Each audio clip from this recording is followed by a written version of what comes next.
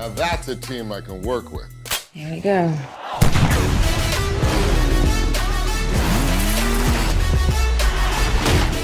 It's refreshing. You actually know what you're doing down there. Yeah, that's what she said. Wow. These ghosts of yours are the real kind of trouble. You have no idea what you're up against. Whatever it is you're looking for, you're gonna come up short. Does this mean you're not making me breakfast? I like your shoes. Thank you very much. These are great. Thanks. Toy Story, yeah? Yeah, that's the right one. Nina, how was working with Vin Diesel and DJ Caruso on this one? It was great. I mean, I've grown up watching all of his movies. He's the epitome of an action star. And so when I got the audition for this movie, I was very excited, naturally. And meeting him he's lived up to every expectation I had, if not more. He's a lovely, lovely, amazing, badass guy, but he's also a giant teddy bear with a huge heart.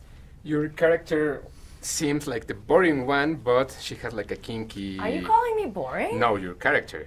Oh my gosh. Seems like it's a boring one, but it has a lot of fun. And it's like a kinky one and likes action, but she doesn't steps down. How was working on that step in an action movie? Yeah, I mean, I think definitely on paper, when you read that Becky is the technical girl, she does sound a little bit more, and she is a little bit more subdued than the rest of the characters.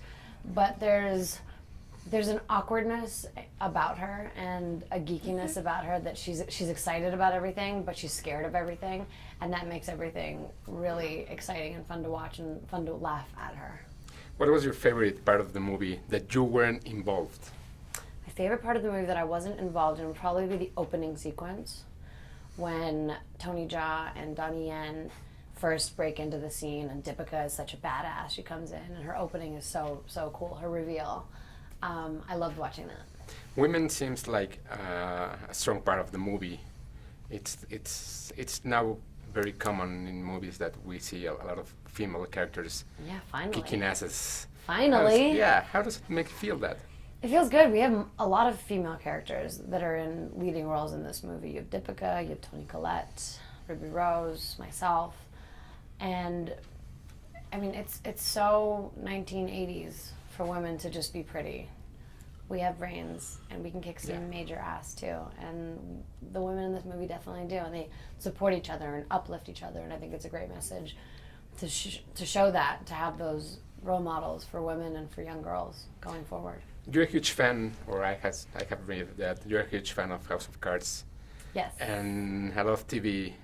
Do you like making more TV or movies? I think they're just very different. I think they're very different mediums. I mean, they're less different nowadays because TV is starting to become so good. The filmmakers that usually do films are starting to do television. So I'm a big fan of a lot of television shows. Westworld is incredible. I haven't House seen of it. Cards. Oh, you have to watch it. It's so good. It's my favorite new show. Okay. But I'm definitely a moviegoer at heart. I go see 1 to 2 movies a week, and I just love the experience of getting the popcorn, sitting in a theater with a lot of people and a lot of strangers and sharing a laugh and having a good time. I love that. What's the best way to see Triple X? The best way to see Triple X would be with a giant bag of popcorn in a theater on the opening weekend. You have to go on the opening weekend. With a big group of your friends, because it's like being on a roller coaster with your friends. You like to laugh and cry and scream all the same moments, and there's so much action. It's so packed full of fun moments that I think it's a group outing for sure. Well, thank you very much for your time. Having you here in Mexico is a pleasure, and Thank you. good luck with Flatliners. I appreciate it. Thank you very much.